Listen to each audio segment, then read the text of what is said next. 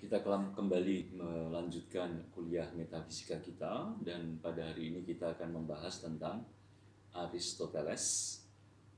Untuk teman-teman di STF silahkan disiapkan diktat halaman 177 sampai 199. Untuk teman-teman di Kendungan, diktatnya halaman 137 sampai 161.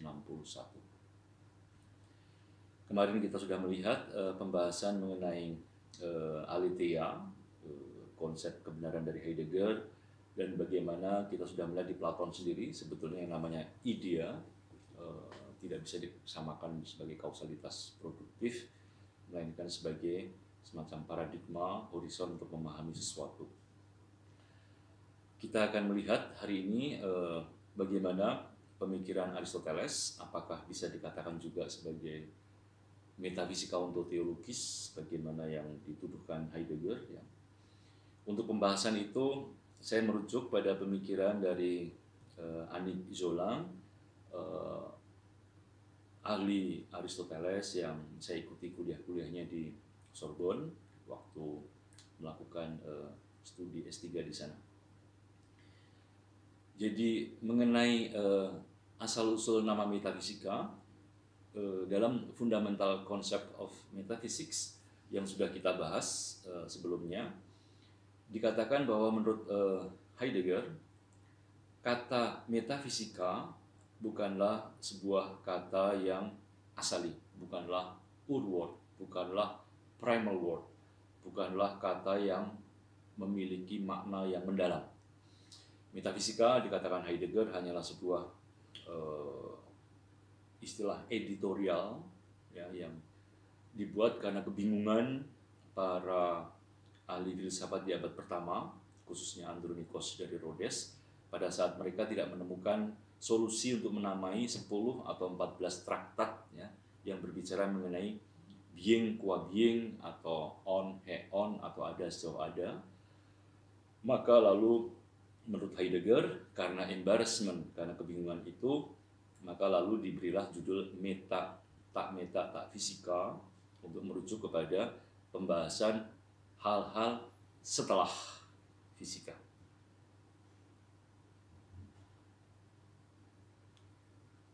Sudah. Maka judul itu hanya murni editorial, dan judul editorial ini yang kemudian dalam sejarahnya akhirnya memiliki nasib ya, berubah menjadi kajian mengenai beyond fisika. Dan dari situ kemudian tesis ontologis yang dimulai dari Platon ya, lalu juga Aristoteles, nanti akan nyambung ke abad pertengahan sebagai katakan sejarah filsafat itu sendiri, yaitu sejarah kelupaan akan ada. Benarkah judul tak fisika adalah judul editorial?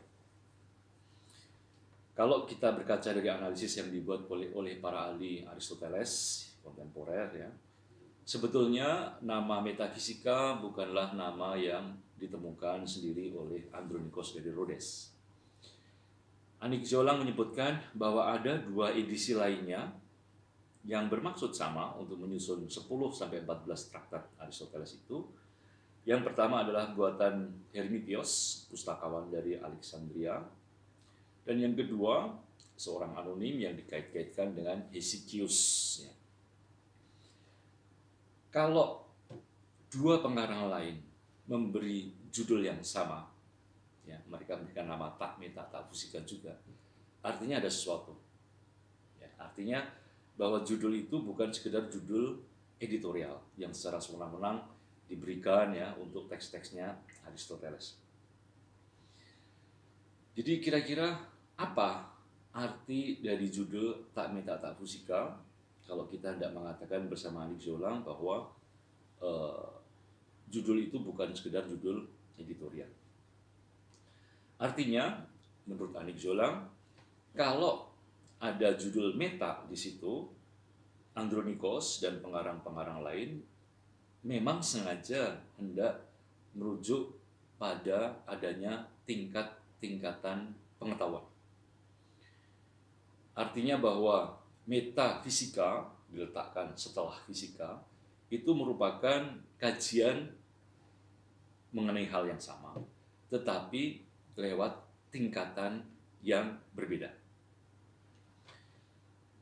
Metafisika adalah pengetahuan yang setelah fisika, karena secara kodratiah, seturut nature-nya, memang sebuah pengetahuan yang lebih tinggi, pengetahuan yang sifatnya lebih superior daripada fisika.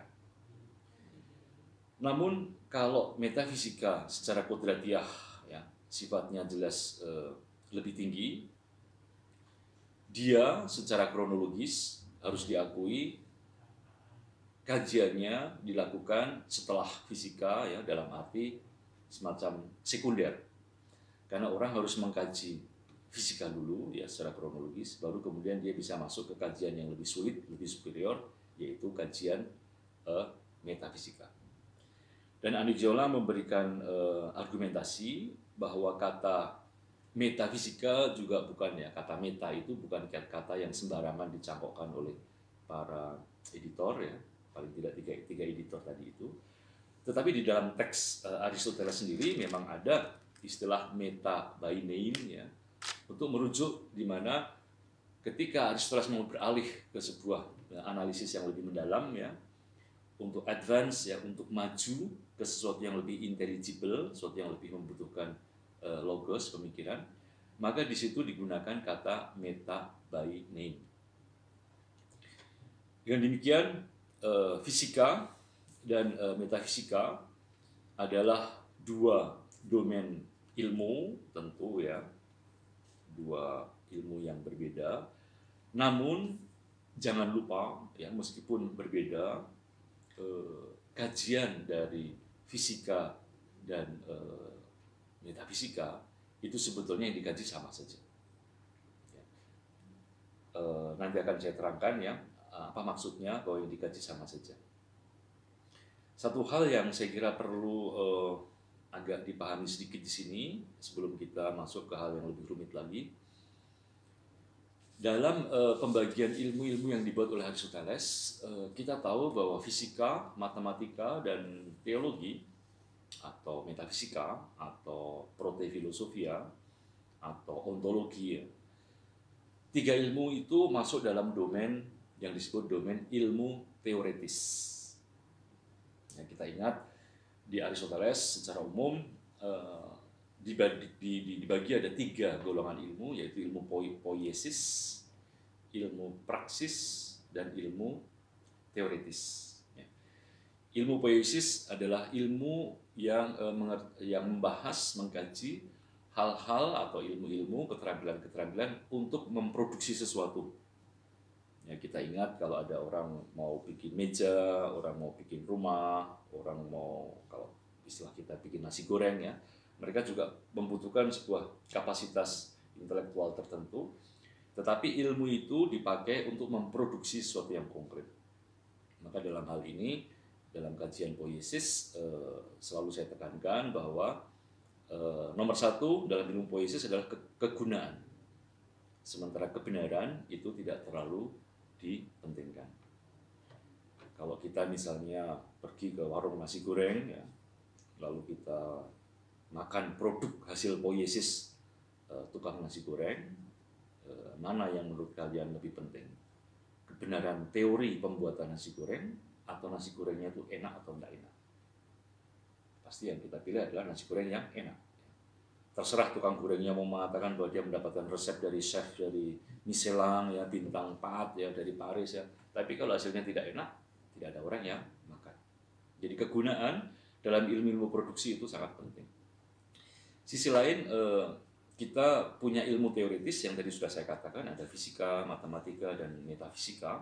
Metafisika nama lain untuk protefilosofia, untuk teologi, untuk ontologi ya. Di situ kita berhadapan dengan ilmu-ilmu di mana kebenaran adalah nomor satu dibandingkan kegunaan. Kalau kita berhadapan dengan seorang ahli matematika atau ahli fisika seperti Einstein, atau kita berhadapan dengan para teolog ya, yang suka berdebat ya mengenai hal-hal yang tidak kelihatan ya, yang sangat sulit dipahami ya. Kira-kira bagi mereka itu nomor satu kebenaran atau kegunaan? Pasti kebenaran. Ya. justru soal kegunaan itu yang seringkali harus kita timbang, seringkali kita cari gitu ya. Kalau kita rumit belajar teologi di kelas itu ya, pertanyaannya sederhana, ini gunanya untuk apa? Apakah dengan demikian ilmu ini tidak berguna? Ya tentu ada kegunaannya dalam arti tertentu ya. Aristoteles mengatakan bahwa kebahagiaan dari ilmu teoria, ilmu teoritis adalah ketika filsuf atau teolog atau matematikus atau fisikus itu menemukan kebenaran. Disitulah kebahagiaan. Sementara kalau kebahagiaan tukang nasi goreng, tentu bukan pada kebenaran teorinya, tetapi ketika produk itu berguna bagi banyak orang. Nah, lalu kemudian di tengahnya ada kategori ilmu praksis ya, yang disebut sebagai etika Nikomachia misalnya. Lalu ilmu politik ya, Aristoteles juga menulis buku-buku politik ya. Nah, di situ tentu antara kebenaran dan kegunaan lalu menjadi sulit. Ya, dalam ranah etika dan dalam ranah politik, kebenaran bersifat abu-abu dan kegunaan sifatnya harus ditentukan bersama oleh manusia, zoon, ekon, logon, manusia yang memiliki rasio bersama. Jadi dari gambaran 3 domain besar buku-buku yang dimiliki Aristoteles ini, kemudian kita mengkaji mengenai metafisika. Maka kalau kita berbicara mengenai metafisika, jangan berharap mencari kegunaan ya, jangan juga berharap mencari implikasi etis atau praktisnya, karena memang kita diajak berbicara mengenai hal yang paling rumit, yaitu mengenai ada sejauh ada, atau mengenai bagaimana fisika, matematika, dan metafisika itu mengkaji objek bahasanya. Jadi sekali lagi, fisika dan metafisika bukanlah dua ilmu yang sama sekali berbeda. Ya. Itu sama-sama di dalam teoria, ilmu teoritis. Hanya cara mereka membahas objek nanti akan memiliki sudut pandang yang berbeda-beda. Itu makanya dengan demikian sebetulnya kalau kita melihat kaitan erat antara fisika dan metafisika, jadi tidak ada yang namanya ilmu hiperfisika, seolah-olah metafisika itu membahas sesuatu yang betul-betul beyond ya, yang transendental ya dalam pemikiran kita orang-orang monoteis seperti sekarang ini. Jadi kalau mengikuti argumen yang sudah diberikan, maka metafisika itu adalah setelah fisika, karena memang seturut tingkatan pengetahuan, seturut derajatnya ya, dia memang hanya bisa dikaji ya setelahnya. Meskipun sekali lagi kalau kita berkaca dari sudut pandang kronologis ya, setelah fisika tentu merujuk kepada ya pertama kamu baca fisika dulu, baru setelahnya kamu baca metafisika. Tapi sekali lagi secara kajiannya ya disebut metafisika karena cara mengkajinya memang membutuhkan pemikiran yang lebih rumit ya. Nah, ilmu yang lebih tinggi ini yang kita sebut metafisika, sekali lagi istilah metafisika tidak ada di teksnya Aristoteles ya, itu adalah editor yang memberikan. Kalau kita baca teks-teksnya Aristoteles sendiri, maka ada 3 nama untuk metafisika ini, yaitu Sophia, ilmu being qua being, dan Prote-Philosophia.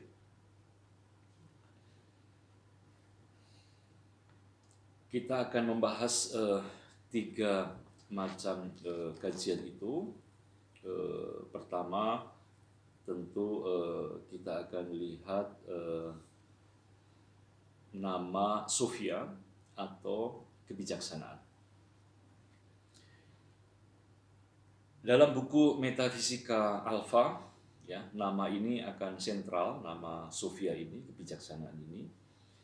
Dan Sophia adalah pengetahuan yang tinggi, di mana pada tingkat ini orang mengalami kenikmatan ya. Jadi ketika Anda mencari pengetahuan demi pengetahuan itu sendiri. Di buku Metafisika Alpha ada kutipan yang sangat terkenal ya, all men naturally desire knowledge. Semua orang menghasrati pengetahuan, dan indikasi atau petunjuk untuk ini adalah bagaimana orang mengapresiasi yang namanya panca indera, misalnya mata. Ketika kita berbicara mengenai mata kita, ya, Aristoteles mengatakan, for apart from their use we esteem them for their own sake, and most of all the sense of sight, generally speaking, to all other senses. The reason of this is that all the sense, sight best help us to know things and reveals many distinction. Jadi kalau kita punya mata, kita itu senang, menikmati, bahagia punya mata, bukan sekedar karena kegunaan mata itu. Ya, misalnya mata itu untuk melihat, ya untuk mengamati, ya untuk menonton, ya. Apakah Anda menghargai mata Anda karena fungsi utilitaris atau kegunaan dari mata itu toh? Ataukah ketika Anda duduk-duduk melihat gunung, sekedar menikmati awan yang biru, Anda juga bahagia? Jadi pun ketika mata itu tidak kita gunakan secara utilitaris, kita tuh bahagia. Kita menikmati fakta bahwa kita memiliki mata. Jadi inilah katakan argumentasi dari Aristoteles bahwa kadang-kadang kita itu ya kenikmatan dalam kebahagiaan kita itu bukan sekedar menciptakan hal-hal yang berguna, yang praktis, pragmatis ya, tapi juga dalam desire of knowledge ya, dalam kita mencari kebenaran itu sendiri, di situ ada yang namanya kenikmatan, ada kebahagiaan. Filsuf adalah yang mencari kebenaran seperti itu. Nah, apa yang dicari sebagai kebenaran dalam Sophia itu? Maka dikatakan Sophia berambisi mendapatkan sebab-sebab dan prinsip-prinsip pertama. Jadi itulah yang dicari dalam metafisika, berusaha menemukan ketika kita berhadapan dengan dunia yang selalu menjadi, ya, dengan alam yang selalu menjadi ini, ya. Kalau kita ingat ya, Thales sudah menemukan bahwa semuanya berasal dari air, ya. Lalu Anaximenes mengatakan, oh semuanya prinsip pertamanya, archenya adalah udara. Lalu Demokritos ya mengatakan bahwa semuanya berasal dari atom, ya. Kemudian Platon ya mulai punya pemahaman lebih canggih lagi bahwa semuanya bukan hanya berasal dari materi, dan Demiurgos ya, figur mitis yang semacam membentuk dunia, tapi juga berasal dari yang namanya forma, paradigma. Nah, dalam pencarian sebab pertama untuk segala sesuatu inilah kemudian Aristoteles akan tentu berbicara mengenai 4 macam kausa. Ya. Mengapa ada sesuatu, misalnya mengapa ada meja? Ya, kalau Thales mengatakan ya pokoknya meja berasal dari air. Ya. Kalau Demokritos mengatakan mengapa ada meja? Ya, meja karena dari atom, gitu ya. Kalau Aristoteles lewat kajiannya, pencariannya mengenai apa sih yang menyebabkan dan bisa menjelaskan yang ada itu ada, maka Aristoteles akan menjawab dengan 4 kausa. Kalau ada meja, ya sederhana, karena ada materinya, yang disebut kausa materialis. Lalu tentu ada tukang yang mengerjakannya, disebut kausa efficiens. Kemudian tentu ada forma, desain, bentuk, ya, sehingga tukang itu lalu bisa membentuk meja seperti ini. Dan terakhir yang paling penting dalam kajian Sophia ini yang ditemukan Aristoteles sendiri adalah bahwa ada yang namanya kausa finalis, ada yang namanya telos, ada yang namanya finalitas, ada yang namanya tujuan akhir dari adanya meja ini. Meja yang saya punya ini tentu telosnya adalah meja belajar.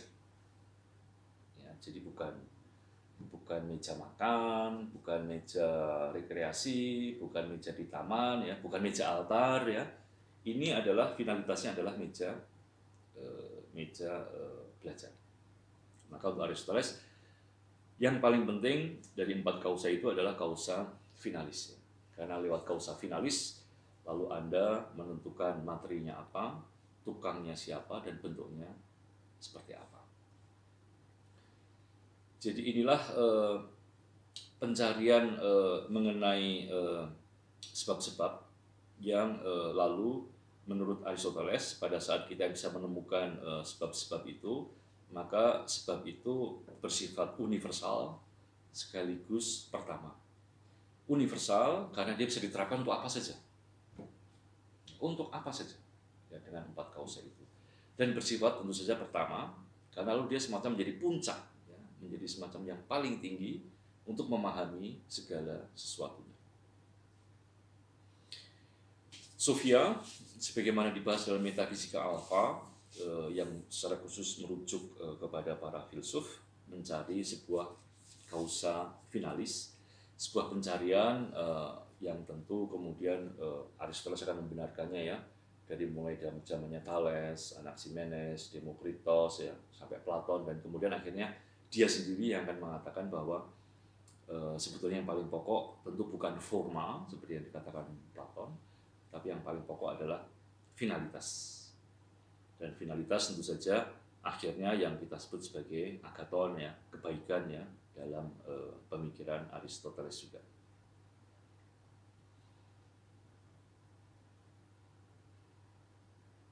Jadi metafisika alpha dengan demikian menunjukkan ya bahwa filsafat atau sofia adalah ilmu yang mencari sebab dan prinsip pertama untuk segala sesuatu. Dan praktis isi pembahasannya tentang empat kausa ini sebetulnya praktis sama dengan yang sudah dianalisis juga di dalam buku fisika. Itu makanya saya sejak awal mengatakan bahwa hati-hati ya, fisika, metafisika itu sama-sama ya di dalam domain ilmu teoritis. Jadi jangan dibayangkan hal yang sungguh-sungguh berseberangan. Dan dia semacam mengambil ulang ya, menganalisis lagi apa yang dia sudah temukan di buku fisika. Yang kedua adalah ilmu being dan being qua being ya. Ilmu ada sejauh ada yang menurut Ani Jolang bahasanya ditemukan terutama dalam buku Metafisika Agama. Nah, kata being qua being ini, ada sejauh ada ini tidak merujuk pada sesuatu ya, tetapi sebetulnya mau mengatakan kita membahas ada dalam perspektifnya sebagai ada. Jadi sejauh filsuf adalah orang yang mencari dan mengerti sebab-sebab prinsip realitas, maka pencarian being ya, pencarian ada lewat perspektif ada itu sendiri ya, sudah menunjukkan bahwa kata ada bagi Aristoteles bukanlah sebuah genus ya. Tetapi kata ada itu kita tahu di Aristoteles ya, dalam pembahasan awal tentang metafisika, kata ada itu ya, saat kita membahas ada sejauh ada, harus diingat bahwa menurut Aristoteles ada itu maknanya banyak. Jadi substansi atau usia atau ada being, kalau kita merujuk kepada pemikir sebelumnya kayak Thales, Anaximenes ya, being itu merujuk pada hal-hal yang material ya, seperti air, api, tanah api gitu ya. Di Demokritos menjadi atom, lalu di Platon menjadi semacam ide ya. Nah, maka di Aristoteles ketika kita berbicara mengenai ada, mengenai being, mengenai usia, doktrin yang tidak boleh dilupakan adalah bahwa ada itu maknanya banyak. Ya, kata is, kata being, jadi saat membahas ada sejauh ada ya, jadi kita tidak berbicara mengenai sesuatu gitu ya, tetapi sejauh itu semacam predikat ya untuk merujukkan bahwa bagaimana sih perspektif itu membahas ada itu. Nah, menurut Aristoteles tentu ada itu macam-macam. Ya. Dia bilang ada yang namanya substansi dalam arti pertama. Jadi kalau saya bicara meja, ya, ini adalah substansi, ini ada. Ya. Kemudian kedua, jangan lupa bahwa substansi atau ada itu juga bisa berfungsi sebagai predikat. Jadi kalau tadi meja sebagai individu ini ada, maka saya juga bisa mengatakan, saya barusan dikirimin kue ulang tahun besar sekali berbentuk meja. Atau saya barusan diberi kue sebesar meja. Maka kata meja di situ adalah predikat. Lalu jangan lupa juga bahwa bagi Aristoteles forma dalam dirinya sendiri itu juga ada. Jadi kalau kita bicara meja, ada kemejaan dan ada materi meja. Maka kemejaan itu juga forma. Materia, ya, sesuatu yang darinya menjadi sesuatu yang lain, itu juga ada. Dan gabungan dari materia dan forma, sun olon ya, menyatunya materi dan forma, jadi meja ini juga disebut sebagai ada. Maka dalam arti ini kemudian pembahasan mengenai being qua being ini merupakan cara baru untuk berfilsafat ya, cara bagaimana kita membahas sebuah ada begitu ya, dan utamanya tentu yang paling pokok, katakan kalau kita merujuk pada ambisinya Aristoteles ya nantinya tentu bukan bahas yang material ya, bukan bahas yang ada gabungan ya, tapi apa sih forma, apa sih finalitas ya, atau nanti yang sering kita omongkan di Aristoteles sebagai motor imobil begitu ya. Jadi bagaimana membahas ada lewat perspektif motor imobil itu sendiri.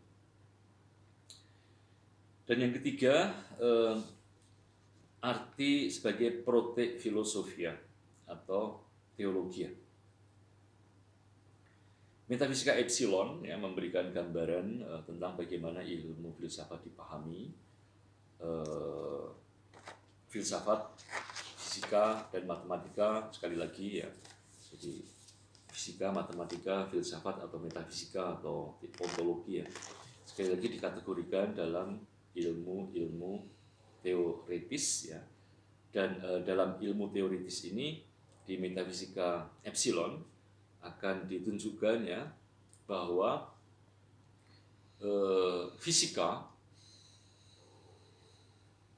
dalam contoh yang dibuat oleh Aristoteles itu objek kajiannya adalah hidung pesek. Ya, jadi benda yang konkret ya seperti meja begini ya, gabungan dari materia kayu dan forma kemeja atau hidung pesek. Jadi gabungan antara forma kepesekan dan daging ya, yang menjadi hidung Anda. Lalu kemudian dikatakan bahwa objek kajian matematika itu adalah forma sejauh bisa dipisahkan dari materianya. Maka ketika kita membahas hidung pesek, ya, kita tidak lagi membahas hidung Anda atau hidung yang kita lihat, tidak. Tapi kita akan membahas mengenai derajat kecekungan. Mulai berapa derajat ya kita boleh menentukan bahwa yang namanya hidung itu bisa disebut pesek. Sebagai pembandingan, kalau kita berbicara mengenai jeruk ya, alpukat ya, maka fisika membahas jeruk, membahas alpukat. Ya. Tapi kalau matematika, maka dia tidak membahas jeruk atau alpukatnya, tidak. Tapi dia membahas mengenai beratnya misalnya, ya. Harganya, atau nggak tahu mungkin unsur-unsur alamiah, unsur-unsur kimia yang bisa dipisahkan dari bendanya itu. Jadi di sini kita mulai beranjak lebih teoretik ya. Kita tidak lagi berhubungan dengan bendanya, tapi kita berhubungan dengan angka.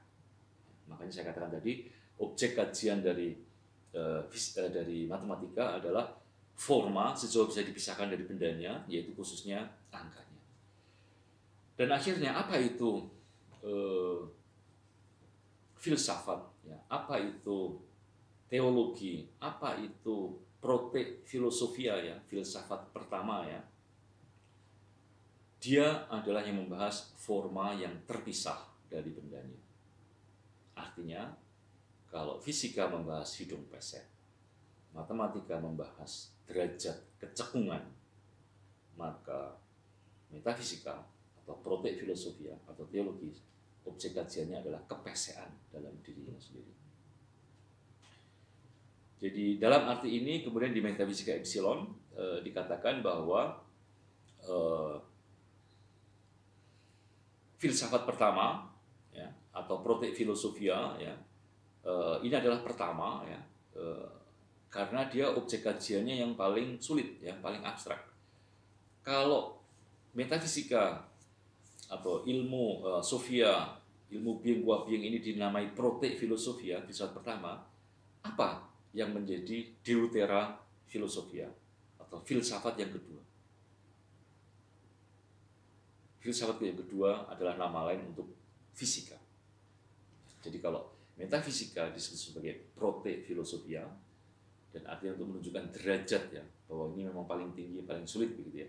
Maka sebelumnya yang namanya fisika itulah yang disebut Aristoteles sebagai deutera filosofia. Dan itulah prote filosofia itulah yang disebut sebagai teologi. Makanya di Aristoteles, kalau kita bicara mengenai teologi ya, jangan langsung kita lari seolah-olah kita membahas mengenai Tuhan, malaikat, tidak ada hubungannya ya. Teologi di sini membahas kepesean dalam dirinya sendiri, ya, membahas forma. Apa artinya bahwa objek kajian Protek Filosofia ini adalah sesuatu yang terpisah? Ya. Apakah dengan demikian kita boleh membayangkan ada semacam kepesean yang melayang-layang, ya, kemejaan yang melayang-layang, ya? Ya, kalau kita membahas seperti itu, kita mengkhianati seluruh logika Aristoteles yang sering disebut sebagai hilemorfisme. Ya. Dalam Aristoteles semuanya menyatu. Makanya kalau kita diizinkan berbicara mengenai kepesean dalam dirinya sendiri, apa artinya? Jangan lupa, Aristoteles mengatakan bahwa apa yang terpisah itu hanyalah terpisah secara noetik, terpisah kata logon, terpisah dalam pikiran kita saja. Ya, jadi pikiran kita lah yang memilah, seolah-olah ada kemejaan dan ada materia meja, seolah-olah ada jiwa dan badannya, seolah-olah ada lilin dan bentuk lilinnya. Itu Aristoteles sudah menjelaskan berkali-kali ya. Ya benda itu ya apa yang ada ya ada ini aja begitu loh. Hanya cara kita membahasnya bisa macam-macam. Maka kepesean atau kemejaan itu adalah sesuatu yang terpisah dalam arti pikiran kita yang bisa memisahkannya. Maka dengan demikian 3 macam ilmu teoritis ya, fisika, matematika dan metafisika atau filsafat pertama atau being qua being atau Sophia ya. Maka sebetulnya ilmu itu membahas objek yang sama, hanya kemudian dikaji secara berbeda-beda. Jadi beberapa analis modern akan mengatakan bahwa kalau kita bisa membedakan fisika, matematika dan filsafat pertama di buku Epsilon, itu karena objek intensional dari tiap tiap ilmu itu berbeda-beda. Objek intensional fisika adalah hidung yang pesek. Objek intensional matematika adalah angka derajat kecekungan. Objek intensional dari filsafat pertama adalah kepesekan dalam dirinya sendiri. Maka dengan demikian pencarian filsafat pertama akan being qua being ya, tidak merujuk pada sebuah being tingkat tertentu ya, melainkan objek real yang dipelajari being sejauh beingnya itu sendiri. Dan untuk mempelajarinya kita tidak perlu lari kemana-mana ke arah awang-awang ya, mengingat apa yang nanti disebut sebagai motor mobil pun ya sebetulnya tak lain adalah benda-benda yang konkret.